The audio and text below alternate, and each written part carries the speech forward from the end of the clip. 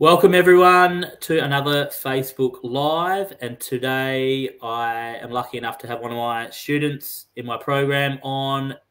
Welcome, Raelene. Thanks for coming on and having a chat with me. Thank you, Graham. Thanks for inviting me. No problems at all. Looking forward to having a chat about the recent renovation that you finished, which was in Kelmscott in Perth. Same, Perth, where I'm from as well.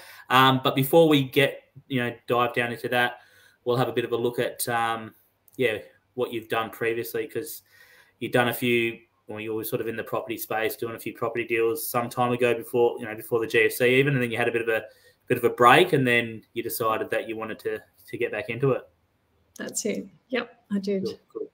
All right. Look, I always start with a fun fact for everyone, just so we can see what sort of person we're speaking with. Fun fact: when you were about 30, you said you jumped off of a cliff in Karajini into a waterhole, and then the person that you jumped in with broke their ankle, and it was a 4-hour helicopter rescue. Yeah, sort of. It was there were two guys, American tourists, who jumped in before we jumped in, and we didn't know that one of them had jumped in and landed on a rock and broke their ankle. So we then jumped in thinking we were going to get to explore this Miracle Mile, only to discover that this guy had broken his ankle. So, and the Miracle Mile goes for it's normally about probably 2 or 3 hour walk, but we had to literally carry this guy through waters and through tunnels, and it was pretty horrific. And then friends of ours who hadn't jumped in, just weren't doing the Miracle Mile, had to walk down and call a rescue helicopter. So we had to walk him down through all the cliffs and the gorge, and it took us about, I don't know how long it was. It felt like forever, but it was probably only 4 or 5 hours.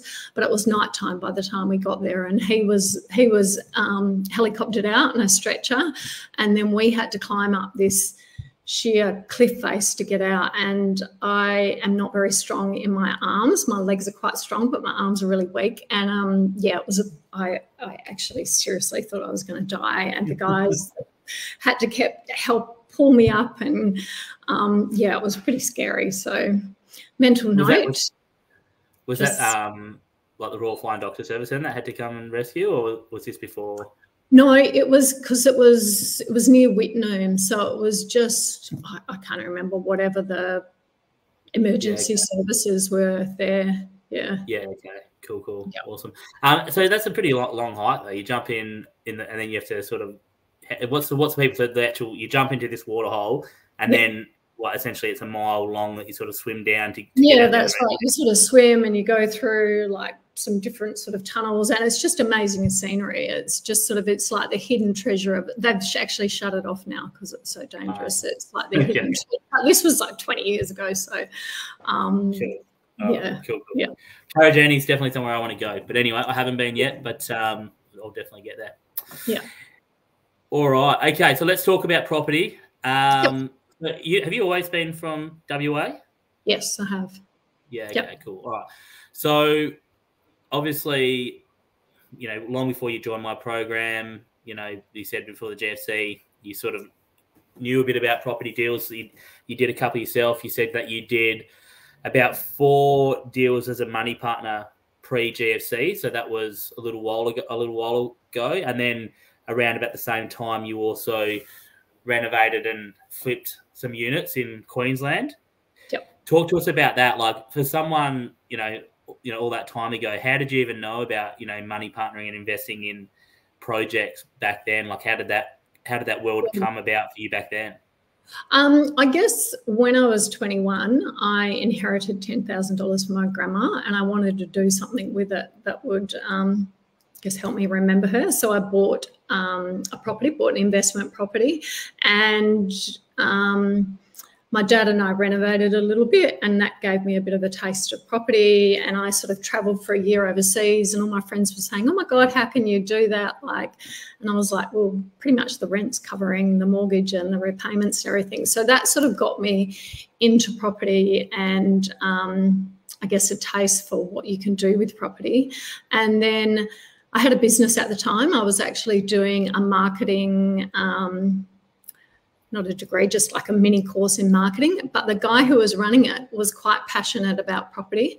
And he, one time when he was supposed to be teaching us about marketing, he was teaching us about subdivisions and how you can subdivide and whatever. And that really sparked my interest. So a couple of months later, I bought a place in Scarborough and renovated the front house. And again, my dad helped me with that. He was always very handy and always doing he could do everything.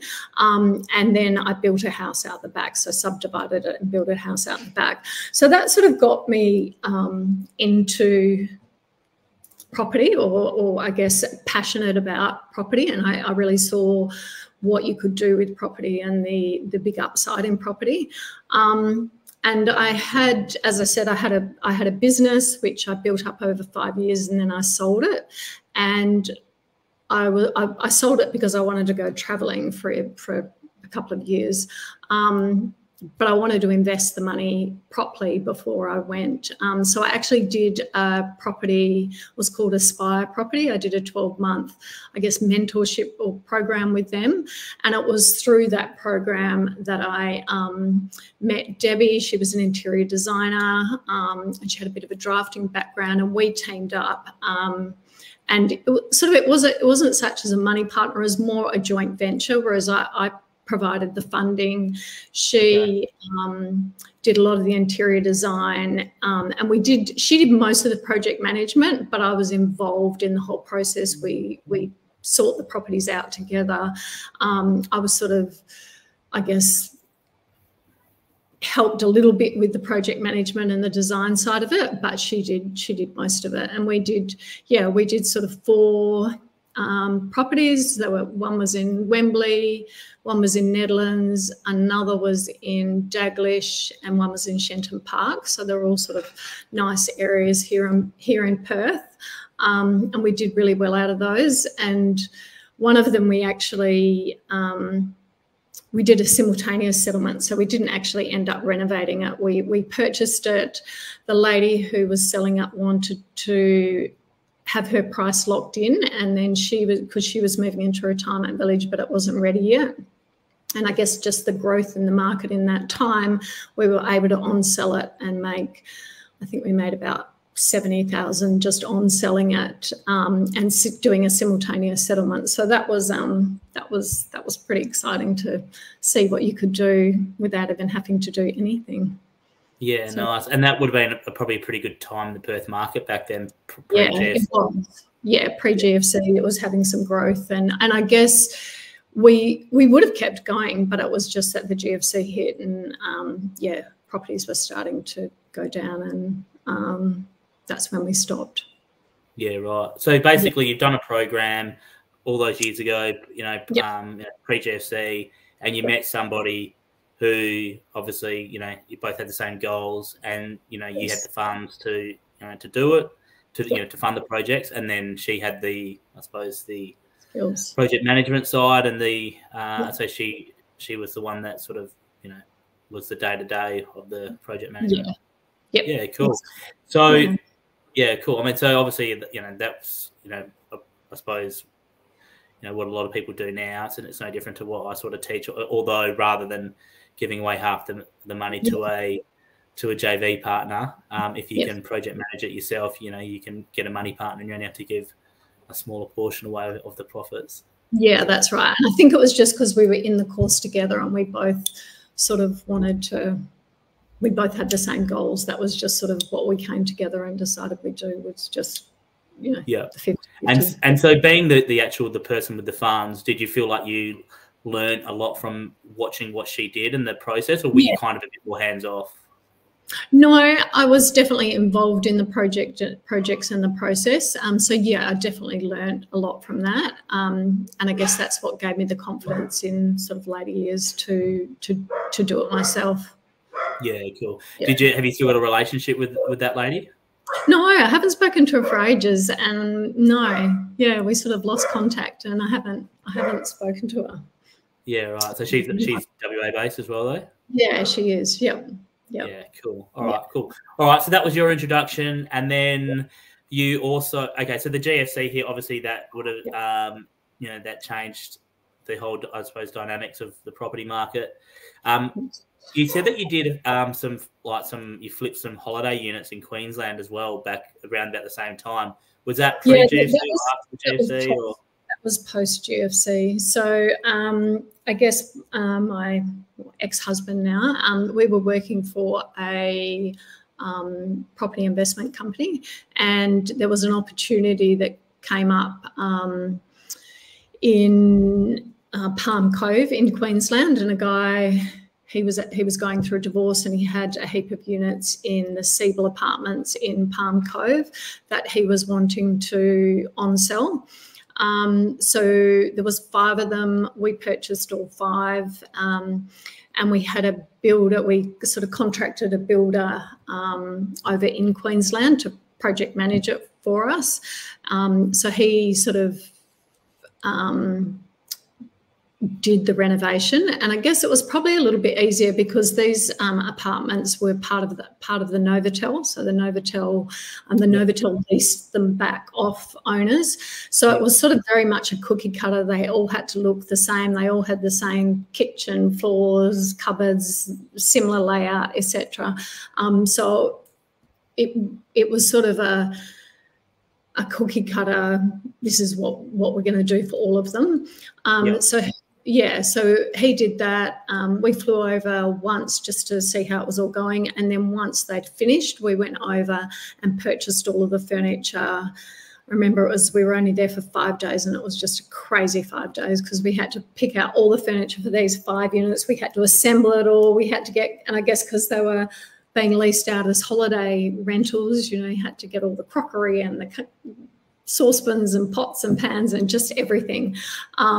So yeah, that was a lot of fun. That was great. And then we flipped those, so we sold them. So we did the renovation and then we sold them, and the purchasers, I guess, people that bought them had the ongoing lease with the Novotel that was locked in. Which was Cool. And so obviously, so you just flipped those, made a decent profit out of them? Yes. Yeah, did definitely made a very nice profit out of those. Cool. No. So obviously, and so then there was a big gap between you doing projects. So I know you mentioned the GFC stung you a little bit. So talk to us about that period where you put the queue in the rack, and then what made you eventually get back in the game? Into it. Yeah. So I guess during that time, I wasn't just flipping properties. I also built up a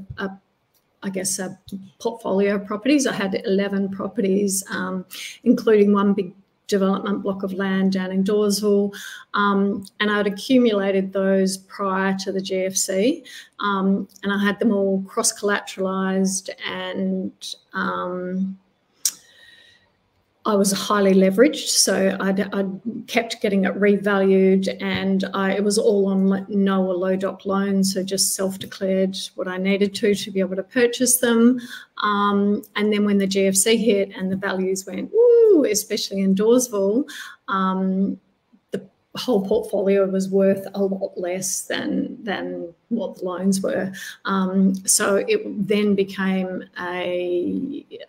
I guess just feed the machine, having to pay all the ongoing costs and the loans and the repayments, and then eventually just sold off all of those properties just to be able to try and break even and get out of the loans. So we weren't having to keep feeding that machine. And when, obviously at the same time, all the rentals had gone down, so it was sort of costing a lot to keep all of the properties going.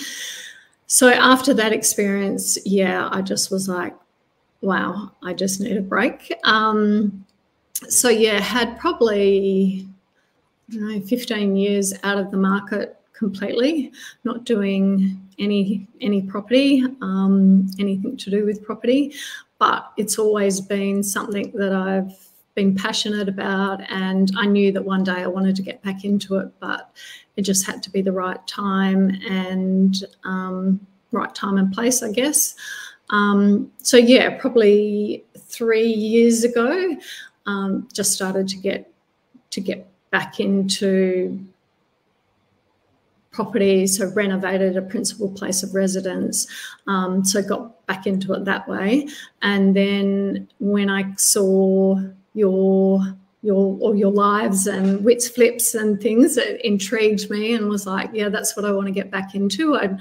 I'm not at the point where I want to grow an investment portfolio, but I love the flipping. I love the whole process. I love seeing a house, taking it through that transformation, seeing what it's like beforehand, and then the end result. I find that really exciting.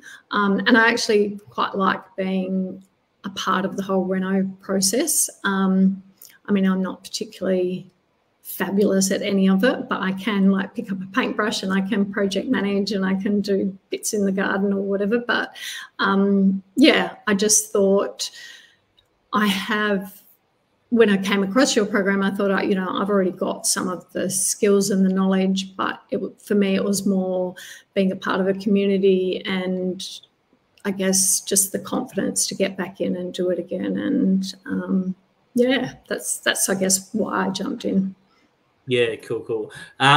So just curious, do you prefer, when you with the renovation process, do you prefer to pick up the paintbrush and do and jump in the garden, or do you prefer to be just project managing and getting trades and gardeners and all that? I don't mind. Yeah, I don't mind doing some of the work. I quite like doing some of the work, not all of it, but yeah, I don't mind.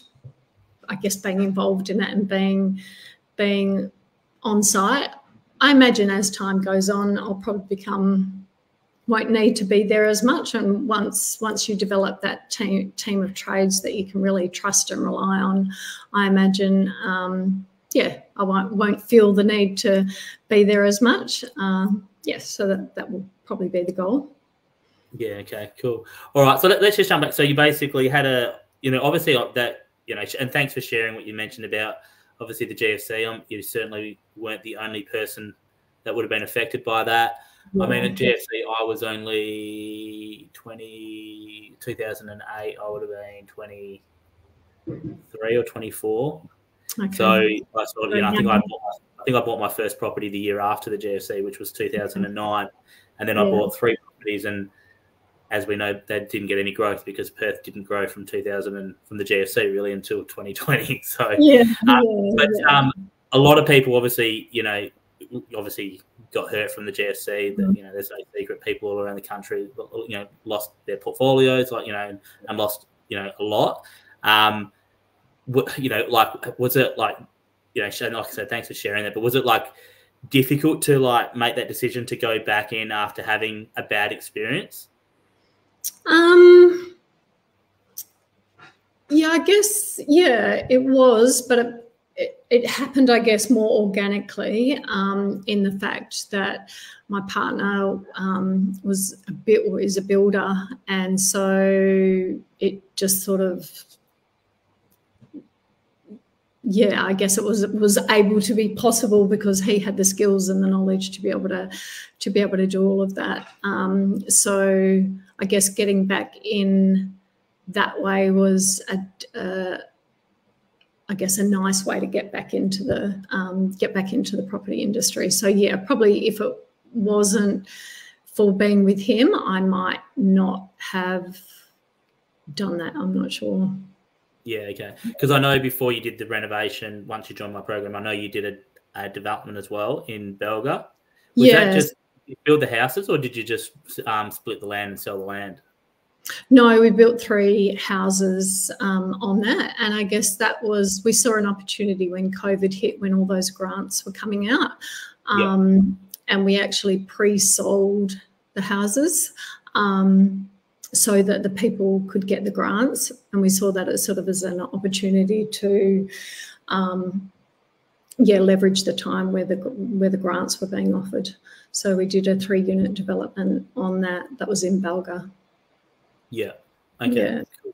Yep. So you joined my program, I remember I think it was October or November? Yeah. I think it might have been end of October or beginning of November. And I remember I met you and a couple of the other students there was an event in Perth. Yes. Perth property developers, and that was actually the day that you secured your first, yeah, the Kelmscott flip.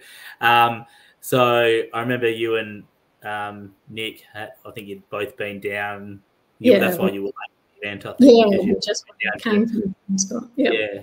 So look, why? I mean, you mentioned about the community or whatever, but why else did you join the program if you'd already sort of flipped property? Like, what was there in the program that was like, okay, I can learn, this can add value to what I already, my skill set that I've already got? Yeah, I guess more, I guess the money partner interests me, because I'd been sort of I had been a money partner, but I found it interesting how you were obtaining and using money partners to be able to do like a lot of flips each year.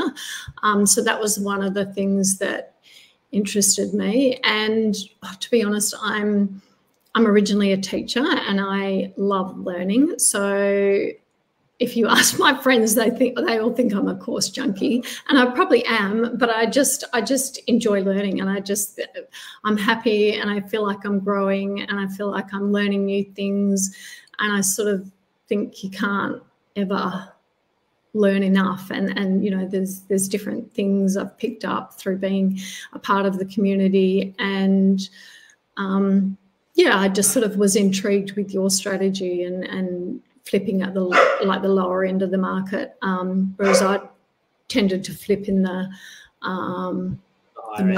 middle, the higher end suburbs. So it was just to learn a different way of doing things. Sorry, that's my dog. Can you hear her? Yeah, that's fine. That's all right. Sorry. Okay, so you talk to us about that the deal, the flip that you've recently just finished. So you sold it in, I think you sold it was at the beginning of February. No, it only settled on Monday. Okay, so you've just been paid for the project. Happy days. Talk to us about what your process was after you've joined the program again. What was your process to find a project? Yep. And how did you find the project? Yeah. Okay. So probably very unlike you teach. I actually found it online, and it was not in an area of my expertise. It was in Kelmscott, so that's 40 minutes from where I live, 45 minutes. But it was just online. It was a property that an owner had. Was it online or was it on Gumtree? Oh, on Gumtree, yeah. So the owner had started the renovation and partly renovated some of it, but then so he'd owned the property, and then he put tenants in there and moved out and had tenants in there for 20 years or something, and then was thinking about moving back into the property and was going to renovate it so him and his wife could move back in there. And then they ended up having some health issues, and I think just realised that trying to get trades and trying to get things done, and the property was really, really run down. Like the backyard, the grass out in the backyard was way over my head, and the pool hadn't been touched, I think, for 4 or 5 years. It was just green algae and sludge in the pool. So I think it just got too much for him, and he just wanted out. Like when it settled, he was like, I never want to see this house again. He was just over it. Is that what he said? Yeah. He was like, and then this was, I think, the day we put the offer in. It was just like, no, I never want to see this again. The good thing was, like, because obviously I came out and had a look at it afterwards, but I remember obviously, you running through the pictures and that with me. The good thing was that it was like all the demo was done, and it was actually, it wasn't a massive reno inside, as far as inside, Yeah, it was mainly there was obviously a lot of finishings needed doing. Yeah. So walk us through what you had to do for that reno, exactly how much you spent, and what was and also what we'll touch on is the part of in Kelmscott that you did. Like, Kelmscott's got a few different markets, so we'll come back to that and talk about being you weren't an area expert, and having to sort of work out what the end sale price was going to be. I know that was a bit of a tricky one for you as well, but let's start with the actual renovation side of things. Yeah, what did you need to do to that property? So the bathroom had been mostly done. That was probably about 70% done. It was just none of the plumbing had been done. So we did, but all the tiling and the shower screen was in. So we just needed to get the plumbing finished in the bathroom.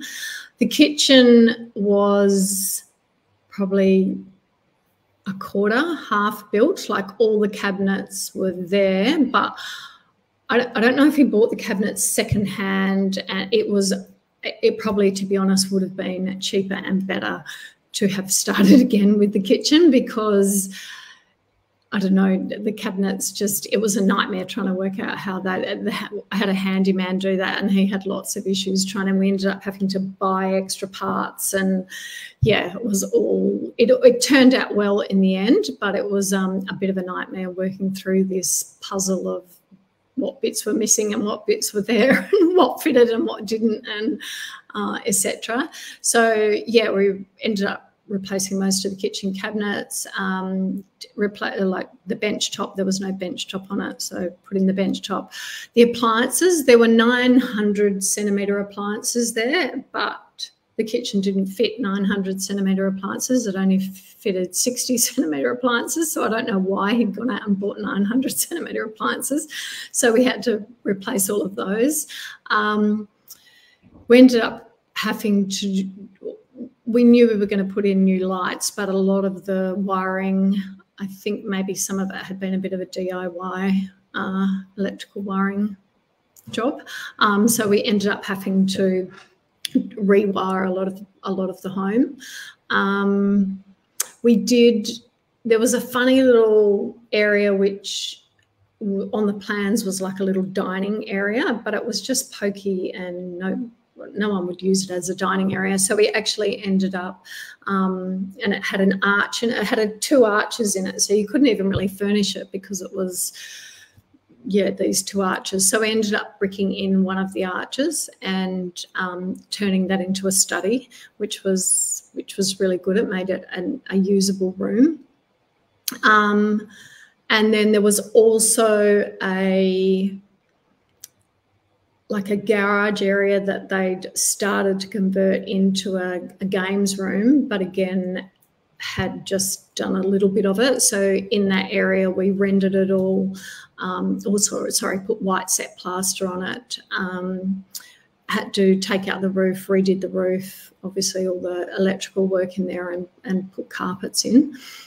So we did we put carpets in all the bedrooms and the lounge area. There were tiles in the other living areas, and we kept those. They were quite in good condition, and I think they'd been put in. He put those in not long before we bought the property. So that was pretty much. Oh, and then obviously painted the house inside and out. Just repainted it, and that always makes a massive difference. The painting gives it a fresh new look.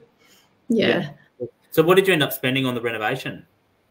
And a lot of the cost was outside. So we ended up spending about 59 on the renovation, but a lot of the cost was outside, just to get that outside area. Yeah, the pool, because it was. Mike's asked here, he said, what did you do with the pool? So you just basically grassed all around it, we grassed and then. Yeah, reticked, put grass all around it. It was a big backyard. The pool took hours and hours. That's what I spent a lot of time on, the pool, getting all the algae out by hand. There was like loads of frogs and tadpoles in there, and yeah, it took a long time to get the pool. And then we worked out that the pump had it, so we had to get another pump. Yeah, the pool took a lot of work to get right. Why didn't you just get a pool company in to do the pool? I don't know. I thought, well, it's something that I can do. Surely I can pull all this sludge out of here. And yeah, in hindsight, the amount of time I spent on the pool, I would have been better off just getting a pool company in and doing it. I'm going to go through exactly the same thing. Actually, with that Cooling Gut one, there's a pool at the back, and because it was 2 older ladies living there, they haven't used it. They turned the pumps off years ago. And I've always, had to use a couple of pool companies to whenever I get a house with a pool, and I just get the pool company to do it. But I've actually got a mate who's just had a pool business in Broome, and he's literally just this year moved down to Mandurah. So I messaged him, I called him up today. I said, he's sold his business. And I said, are you servicing pools in the Rockingham area, which is not far from Mandurah? And he goes, yeah, what do you need to do? And I was like, we've got this, I know it's going to be, it's green. It's actually got the covers on the pool, so you can't actually see. You can tell it's going to be pretty. But anyway, for me, it's just like whatever I can handle. I'm not doing anything. Yeah, you're a big one for handballing, and like I said, maybe after a few of them will be the same. But yeah, I didn't mind doing it. Yeah, cool. Yeah. So the renovation, what else did you have to do to the outside? So you had to do the pool, you had to do the backyard. I think you the backyard. Yeah, I think so. All the paving, had to redo the paving.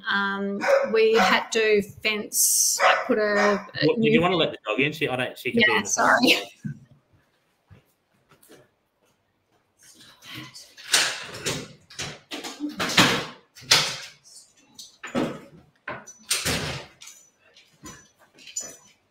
Sorry about that. I thought she would be quiet out there. Redid the paving. We put up a little, I guess, gazebo because there was no sort of undercover area out the back. Just put some plants in tidied it up, got all the front. There's a really big front lawn, so we just watered that, and that got that up and looking a lot better. That was mainly it outside. It was just, there was a lot of, to be able to lay the grass down, there was quite a bit of earthworks. Nick got a little, he's got a little, what do you call them, digger, I guess.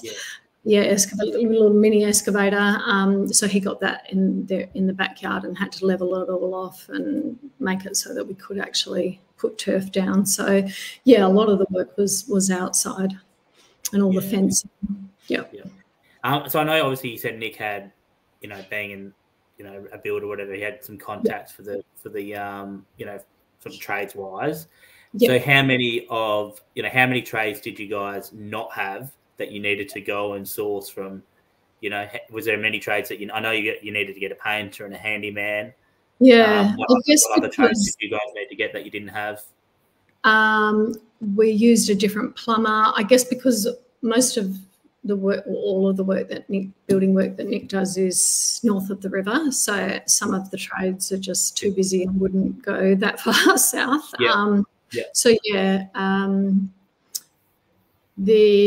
Plumber, painter, handyman. Who else did we? And the handyman. No, we used our electrician. So that was pretty much it. The handyman did all the grass, the retic, the paving. Everyone talks about how hard it is to get trades at the moment. How did you? I knew you were over Christmas as well, so I know you settled on it. And when did you settle? Did you settle end of November or early December? I think it was the 30th of November, maybe the 1st of December. Yeah, it was right at the. Yeah. And so, how did you? I mean, obviously, most trades are finishing up. Airtasker. Airtasker. Used Airtasker to get those trades, and just looked at the reviews and met with a couple of them, and Were you overall happy with the? I know you weren't happy with the painter, but apart from that, should I have said that? Is he listening? Yeah, no.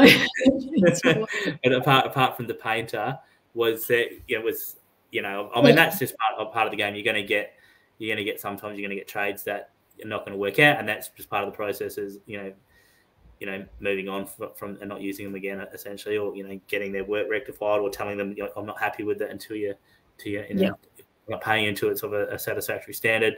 But was there were you happy with the other trades? Would you use them again on the next project? Definitely. The handyman was great. Plumber was really good. And I guess I also used just some local, like we had to get a locksmith out. We had to get a guy out to replace a window that was broken. So just used like local, just Googled in the local area and had guys come out to do those sorts of jobs, which was good. I think if you can, using local trades is a plus. Yep. Yeah. Cool. Yeah. All right. Now, the other thing I wanted to mention about was, like, so Kelmscott, for anyone that doesn't know Kelmscott, it's a good example of a suburb, whereas, you know, I talk a lot about being an area expert and knowing the suburb, because if you don't know the suburb, you can get it wrong. And Kelmscott would definitely be one of those suburbs that there's quite a price variance from one side of the tracks to the other, right? So anyone who's not from Perth, or anyone, even me, until I started getting in this space, I wouldn't have known. So Kelmscott's probably one of those suburbs. You know, it's near Armidale. I would have always thought it was a lower socioeconomic area. You know, sort of cheaper houses. You know, government housing, that sort of stuff. But so essentially the main part where the shopping centre is, I suppose, like the, you know, that sort, you know, the bigger part of the suburb, I think, is is obviously cheaper. But then on the other side where you are, there's, I suppose, you start going up the hill, and there's a lot of houses. What's that part called? Clifton Hills. Clifton Hills, yeah. And people that live in Clifton Hills like it to be known as Clifton Hills, not Kelmscott. Yeah, exactly. But if you were looking from a suburb perspective, it's just Kelmscott, right? So if you were someone not from the area and you're looking at, you know, RP data and you're looking at sales evidence and that sort of stuff, if you don't know that Clifton Hills, you know, achieves higher prices, then if you wouldn't really know, you know, you'd be hard to compare apples to apples unless you actually know what you're looking at. That's right. Yeah. Talk to us about how you sort of did your research to do your end sales, because you came to me and you said, you know, what do you reckon? And I'm not an area expert in there, but I was like, oh, I don't think that'll work. But because I knew Clifton Hills got premium prices, but compared to the rest, but I wasn't across it like, you know, like an area expert, because it's not, you know, it's not where I live. But then you obviously had to, you know, you went away and did some research, and you came back to me and said, oh, look, I actually think it's going to work. Yep. Tell me about how tell me about the research and what you did to be confident in your numbers. Yeah. So I rang quite a few different agents and just said that I had this opportunity, and I just said what street it was in, I obviously didn't give them the number. And they all sort of said, oh, yeah, that's in Clifton Hills. That would get a premium price because it's in that area. So, yeah, I guess I just rang probably 5 different agents and got a feel for what things were selling for, what they thought, you know, like an unrenovated 3x1 in the area would sell for now, what a renovated 3x1 in the area would sell for, and did my numbers on that. And I guess I also spent a lot of time on realestate.com just looking at what had sold in the area recently. And I guess the trouble at the moment with looking at that is even realestate.com, and that's more up to date than RP data. The data is still lagging, you know, a couple of months behind, and in a market that's moving quite quickly, it can skew the figures. So you obviously don't want to rely, when you're doing your feasibility, you don't want to rely on that upside and that growth. But the figures, when I did the figures, they stacked up without any sort of growth built into the feasibility. So I was fairly confident that we'd be able to do well out of it. Yeah, okay, awesome. I think that's a pretty important point that you just made then, is that, you know, when you did your numbers for your feasibility, when you're working at your end price, you were doing the numbers based on, okay, well, what if it sells today, renovated, what's it going to get?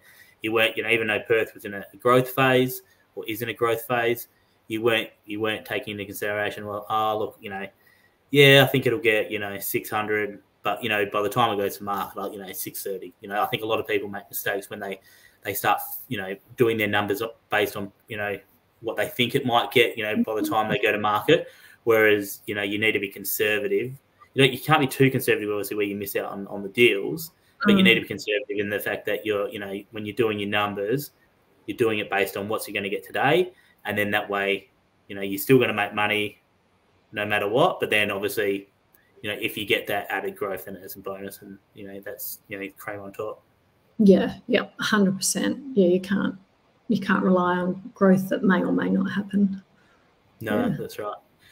So did you? I mean, obviously that sort of reno was obviously probably maybe a lower spec than what, you know, you'd done previously and stuff like that. How did you? You know, it cost you $59,000 for the reno. Did you stick to budget? Did you go over? Did you have some things that went over, some things that sort of didn't? Yeah, some things went over, some things didn't. And there were a few unexpected, like we ended up having to replace the hot water system, which wasn't in the feasibility at all. What else was, just, I think you said. The handyman costs were a lot more. I guess there were just probably a lot of little things that you couldn't really see when you inspected it, but that didn't actually work and needed to be fixed, just like door locks and lock gates and lots of little things. So the handyman costs were definitely more than I'd anticipated. And areas where we saved money were, actually, to be honest, I don't think we saved any. Like, I think the renovation went over budget by about 10,000, but because, you know, it ended up selling for 610 and I'd done the feasibility on it selling for 560, you know, made up for it. It was, we more than made up for it, so it's good. Cool. And so the profit, you're sort of happy to share what sort of profit you guys made on the project? Yeah, so I've just been finalising the figures now, and it's ended up being around 89,000-90,000. So, yeah. So initially, so you would have been happy with about a 50K profit, but then 50K is what I thought we would make from it, or that was sort of the minimum. If it had been any less than that, we wouldn't have gone for it. Yeah. Okay. So hoping for minimum 50. Got 90, so happy days. Okay, cool. As far as like learnings from the project, what would you say your learnings were? I think learnings were, good question.